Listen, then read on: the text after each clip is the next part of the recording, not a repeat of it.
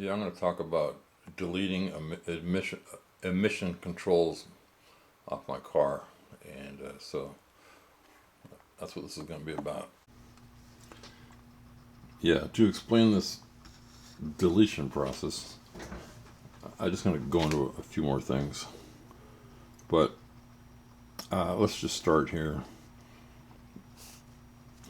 There's a whole bunch of pages of emissions, but if you want to get it back to stock, make sure you follow the right schematic. So, for instance, my engine's a 400, so there's a 400 two-barrel Federal F. Well, that's not mine. There's a 400 four-barrel California F. That's not mine because I'm not in California.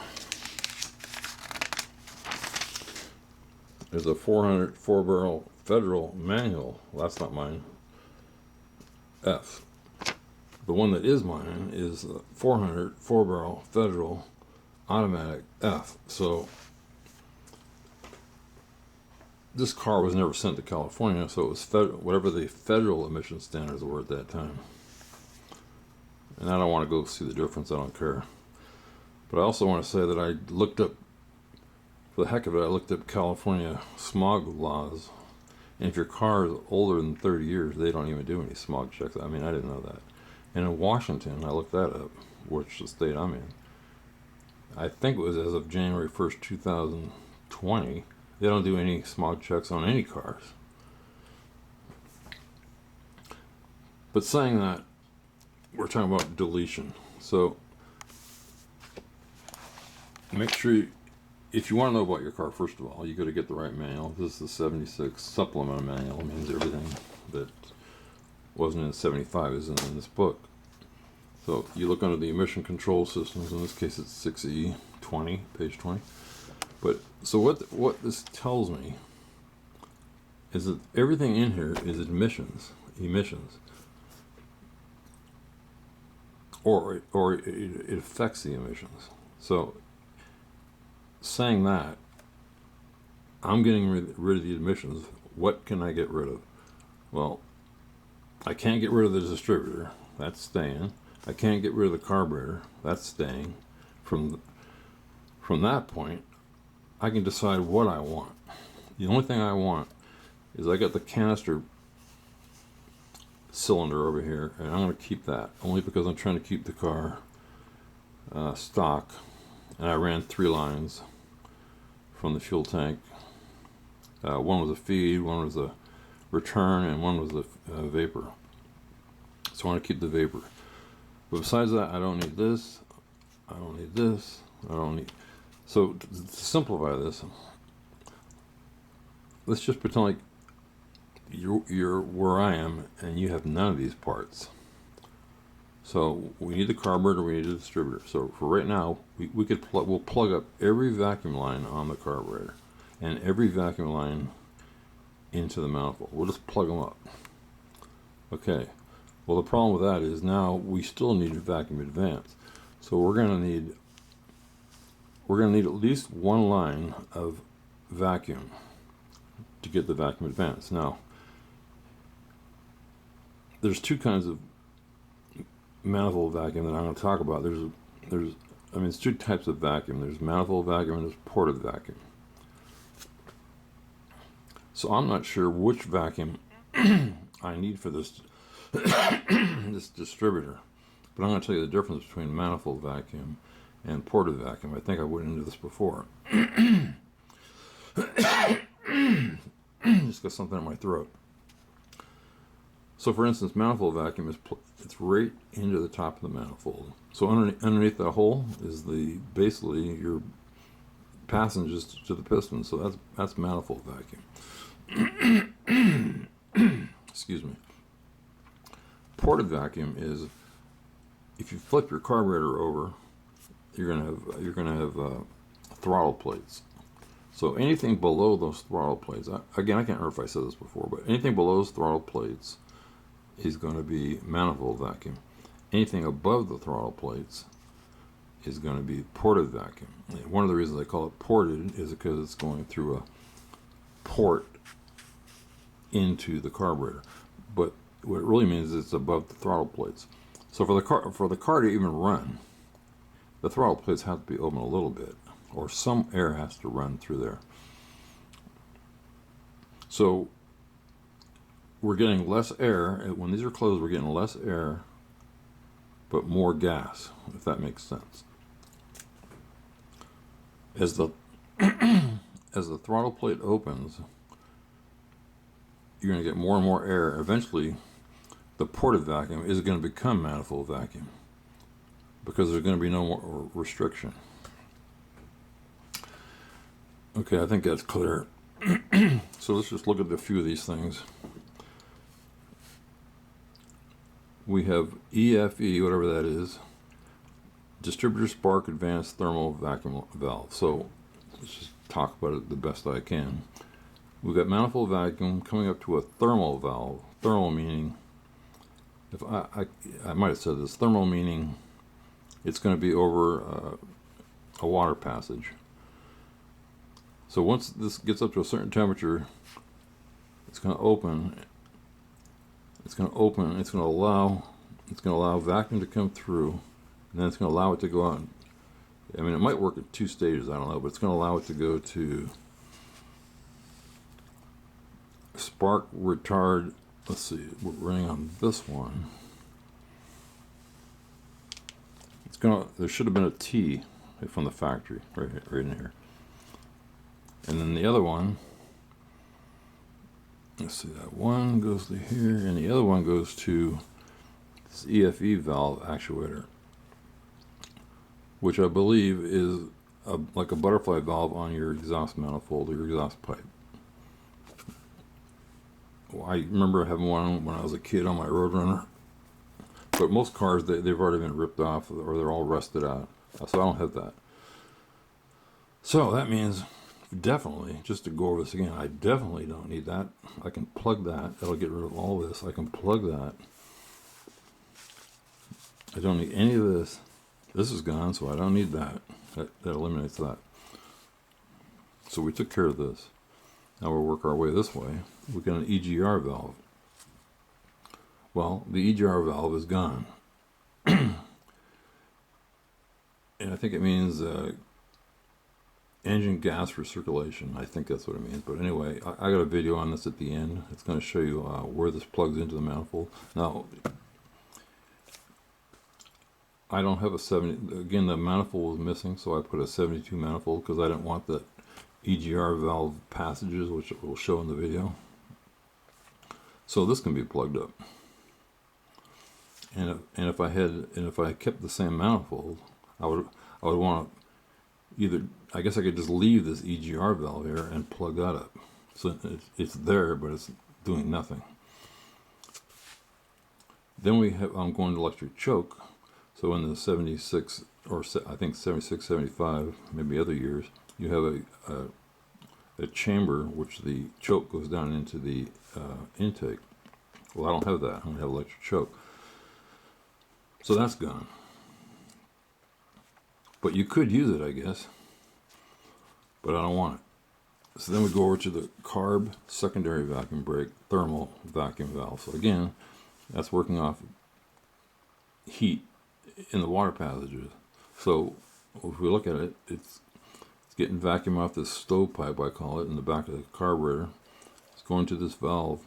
When it heats up, it's going to let air go to this secondary vacuum brake. I'll have to show that later.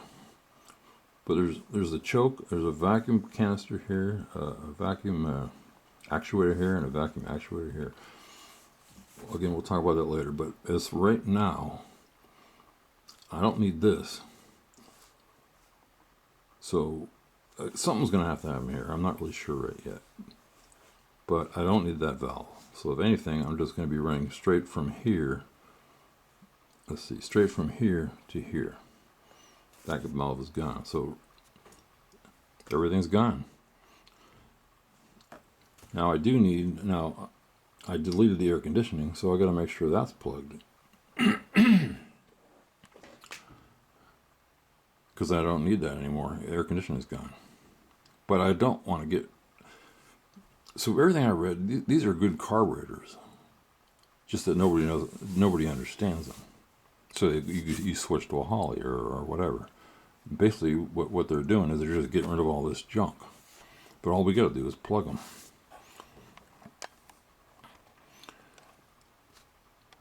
So again, carburetor is a different subject. The other thing that isn't shown on this picture, and it's coming to my mind, is that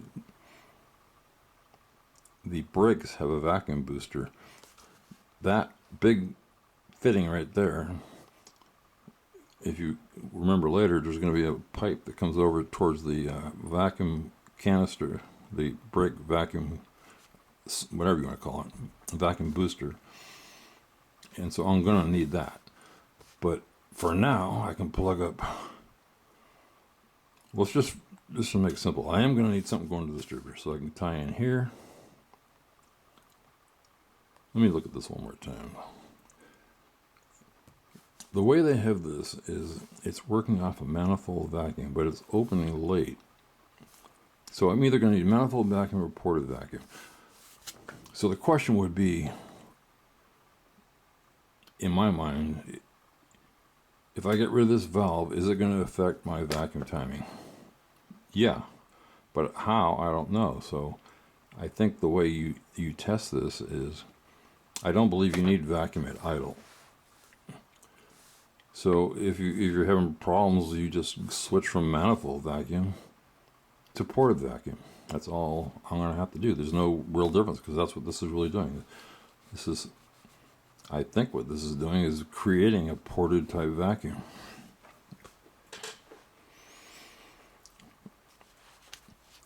Now, if anybody cares, I'll just go one step further, and I'll talk about this and this. I mean, I'm not going to talk about it. I'll let the book talk about it. The basic vacuum advanced systems for 76 are similar to those in 75. In 76, a spark delay restrictor is used. Let's see. Spark delay resistor. I don't know, it's either that or this little orifice here.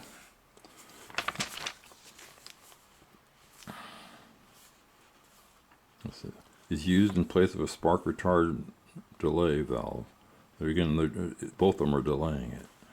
During warm-up, when the engine water temperature, again, we're tying into water, we're getting the valves working off the water temperature, is below the calibrated temperature of the distributor spark advance thermal. So basically that's what that does. Then it says about the restrictor is an orifice which allows full vacuum. So like I was saying, it's either ported or full. So the other one, the vacuum source to the auxiliary vacuum brake unit is controlled by the secondary vacuum brake thermal vacuum valve.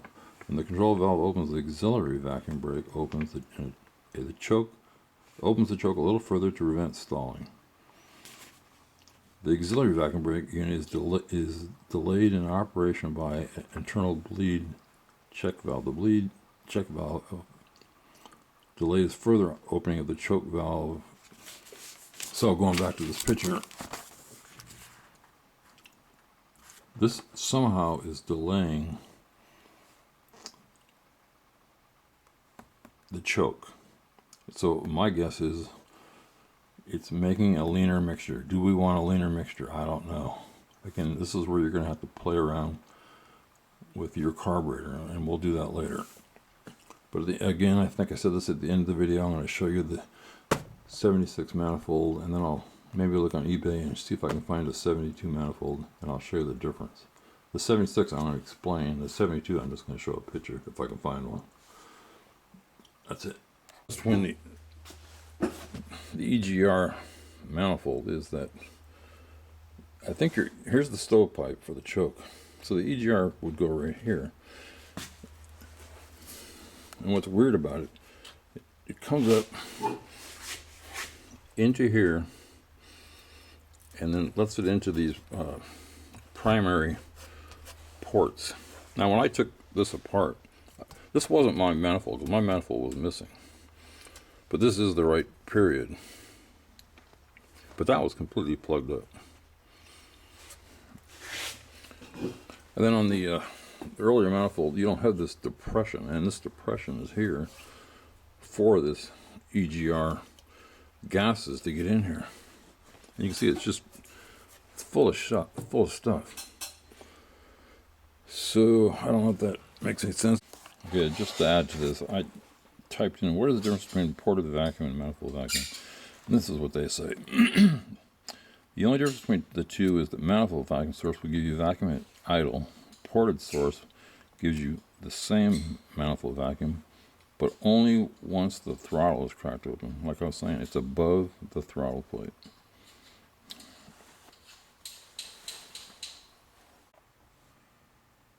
Okay, I'm going to show this. I'm just showing this to show the difference in the two manifolds. And if anybody's interested, this says 71, 481733. So maybe I have a 71 manifold.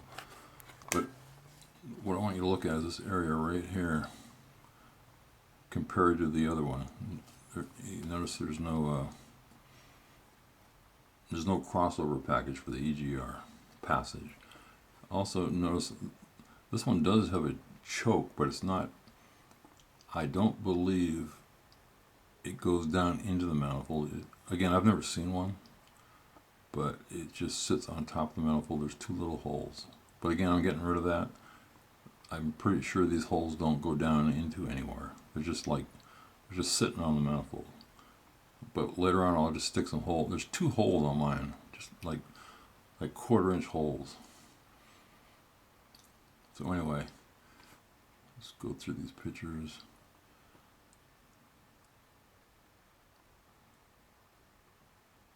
I just want to see for myself.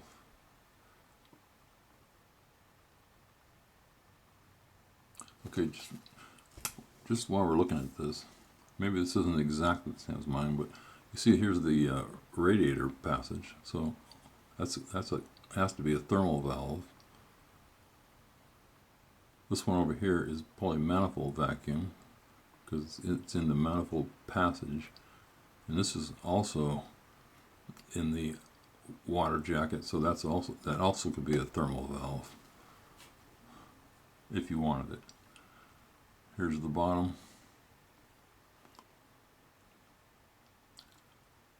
I don't know what to call this.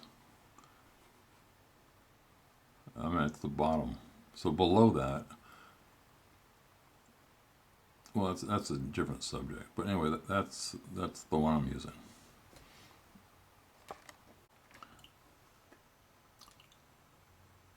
Yeah, just to take this further, I mean, I'm not sure what this is, but they have a lot of aftermarket intakes. But still, if you notice, it's got the same thermal valves or thermal slots. I mean, you could use that for water temperature or whatever, I guess. Mine's on the side of the block.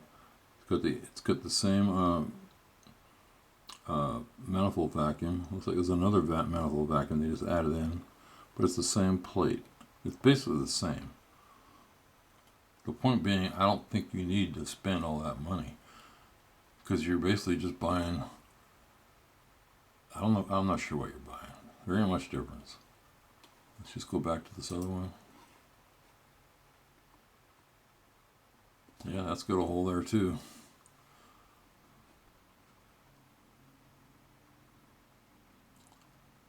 Looks the same to me.